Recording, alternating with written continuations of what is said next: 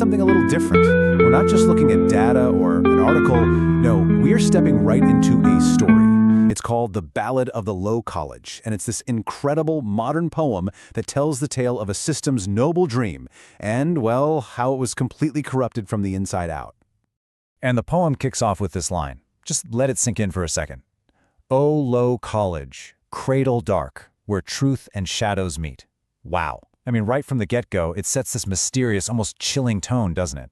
It just pulls you into this world where telling the difference between what's real and what's a lie is getting, well, dangerously difficult. But here's the thing, this story doesn't actually start in the dark. The first part, our first act, it all begins with this really bright, honorable vision for a whole nation.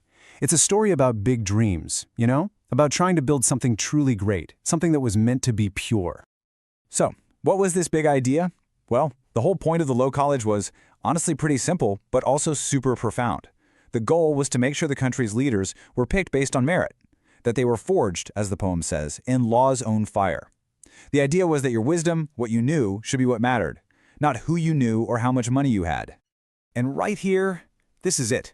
This is the core conflict of the whole poem, laid out perfectly. You've got the ideal, halls of parliament, by learned hand. But then, look at the reality. Parchment crowns the cunning hand. It's this gut punch of a contrast. The system was supposed to champion wisdom, but instead, power went to the clever and the crooked. And the law, the very thing that was supposed to guarantee fairness, it ended up becoming a shield for the boldest cheaters. Okay, so let's move into the second act. This is where we start to see the first cracks appear in that noble dream. It's where the quiet whispers of cheating start to get a lot louder, and those shadows we talked about, they really start to creep in. This is the beginning of a story that would blow up into a massive scandal. And it all starts with this one act of deception, the first domino to fall. You've got this sly lawyer who secretly takes the big exam for some mighty lord. Now think about that. This isn't just a student cheating on a test. This is a deliberate, calculated fraud right at the core of the system.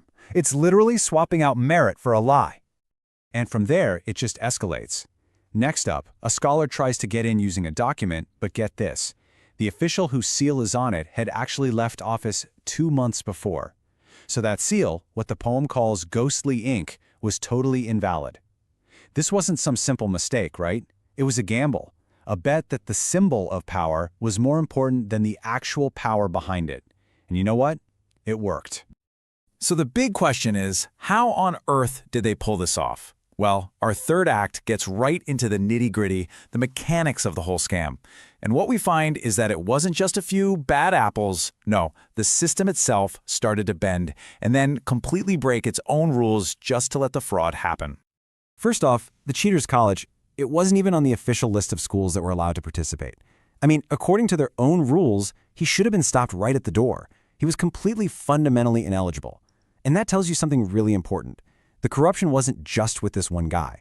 The people in charge, the gatekeepers, they had to be in on it. 20.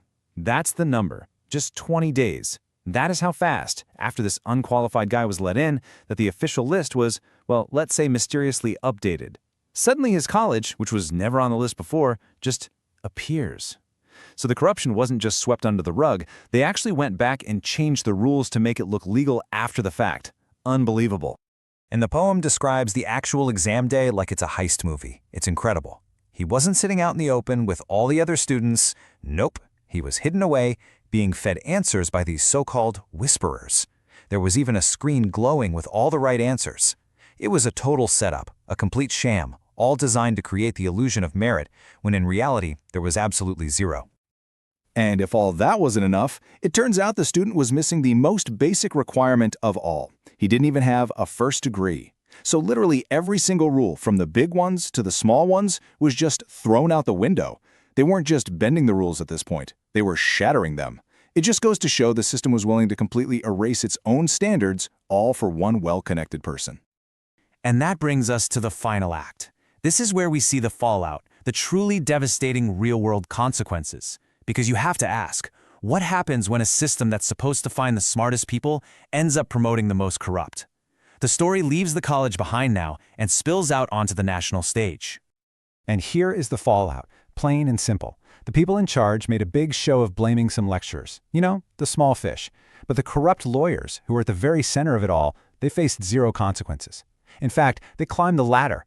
And once they had power, they used it to free criminals, to mask a nation's needs, as the poem says. It got so bad that one of them made it to the highest office in the land and just snapped the law in twain. And so, the ballad brings us right back to where we started, with its tragic central message. A country that was looking for the bright fire of wisdom ended up with nothing but a colder coal.